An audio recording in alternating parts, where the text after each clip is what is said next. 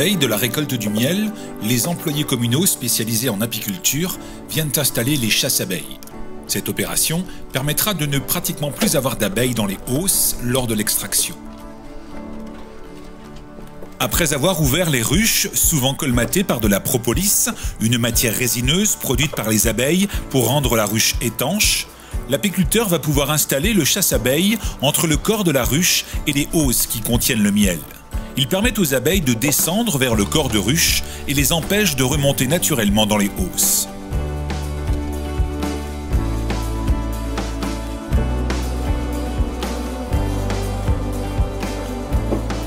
Le jour de récolte est arrivé. L'apiculteur récupère les hausses dans lesquelles les abeilles ont déposé le miel afin de les amener dans une pièce sèche, loin des ruches. Les chasse-abeilles installées la veille ont bien fonctionné. Ils ont limité la présence de ces hyménoptères. Hyménoptères, c'est le nom savant donné à ces insectes que sont les abeilles, les guêpes, les bourdons mais aussi les fourmis. Il existe 6000 types d'hyménoptères dans le monde.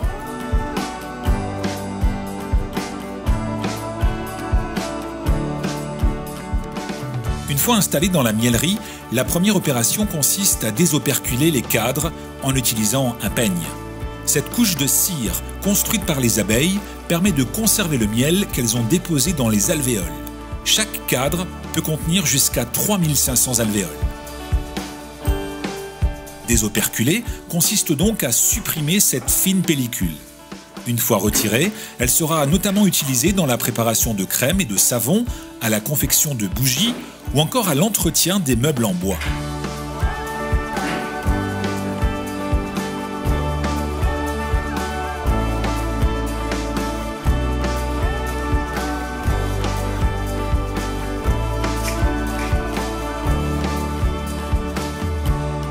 Désoperculés des deux côtés, les cadres sont posés dans l'extracteur. En tournant doucement la manivelle pour ne rien éclater, la force centrifuge projette le miel contre la paroi de l'extracteur.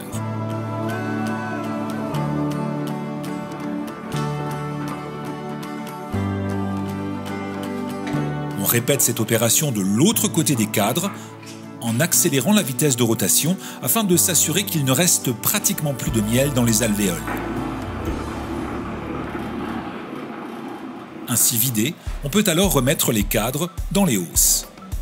Un cadre peut contenir jusqu'à 2 kg de miel. Régulièrement, il faut donc vider l'extracteur. On passe le miel dans un tamis afin de le nettoyer de ses résidus de cire ou de pollen avant de le conserver dans un maturateur. Il restera ainsi au repos durant 1 à 2 semaines afin de diminuer le taux d'humidité, la quantité de vapeur d'eau que le miel contient. Il faudra alors le remuer 4 fois par jour durant ces semaines de maturation et vérifier régulièrement son degré d'hygrométrie. Pour que le miel se conserve, il faut que son taux d'humidité soit absolument sous les 19%, idéalement 16 à 17%. Pour contrôler l'hygrométrie, on utilise un réfractomètre.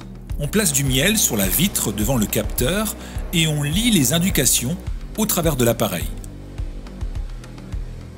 Ici, le taux d'humidité est de 18,5%, c'est trop élevé, il faudra donc laisser le miel dans le maturateur pendant quelques temps avant de pouvoir le mettre en pot. Les hausses peuvent être replacées sur les ruches. Le peu de miel qu'elles contiennent encore sera léché par les abeilles pour se nourrir et préparer l'hiver.